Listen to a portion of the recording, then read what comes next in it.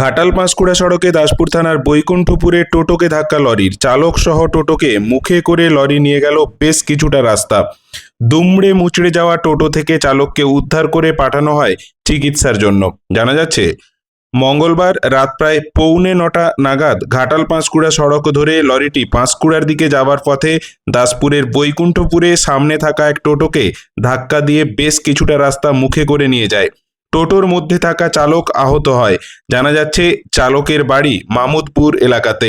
অন্যদিকে ওই সড়কেই দাসপুর থানার কলরা বাঘের মোড়ে সোমবারের রাতে এক প্রাইভেট কার দুর্ঘটনার কবলে পড়ে। জানা যাচ্ছে, ওই গাড়িটিতে চালক একাই ছিলেন। গাড়িটি ছিটকে গিয়ে রাস্তার পাশের নয়নজুলিতে গিয়ে পড়ে। গাড়ির সামনের এয়ারব্যাগ খুলে প্রাণে বাঁচেন চালক।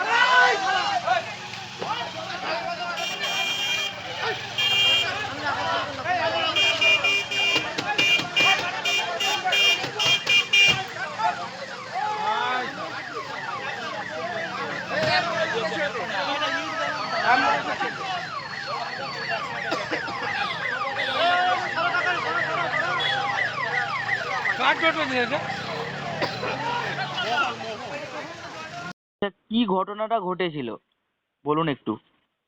কাল রাত্রি 11টার সময় জয়দেব সেনাপতি, তার ছেলে, তার বৌমা আন্দামান নিকোবর যাবে বলে ওদের নিজের গাড়ি নিয়ে দমদম বিমানবন্দরে যায়।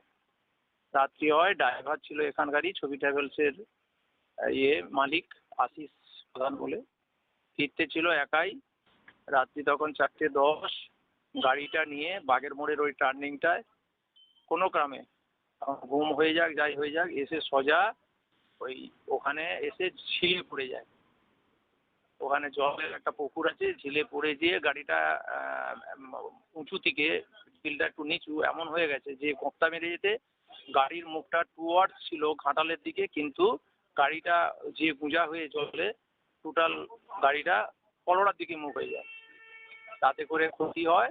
সকালবেলা ওর ভাইরা কেউ ছিল না, তো ওর ভাইরা ছিল, ওরা ভাইরা গিয়ে ক্রেনের সাহায্যে ওটা ওখান থেকে লিফট করে এনে সুলতাননগরে এনে রেখেছে। আচ্ছা, কারো কোনো ক্ষয়ক্ষতি কি হয়েছে? না, কারো কিছু ক্ষতি হয়নি। খালি গাড়ি ছিল, শুধু ড্রাইভার ছিল ওখানে। যেহেতু ছিল, এয়ার ব্যাগ ছিল, তার ফলে ড্রাইভার হয়ে গেছে। ড্রাইভারের একটু গলা ছড়াছড়ি হয়ে গেছে ওই বেল্টে। আর ক্ষয়ক্ষতি কিছু হয়নি। গাড়িটার ক্ষতি হয়ে গেছে প্রচণ্ড।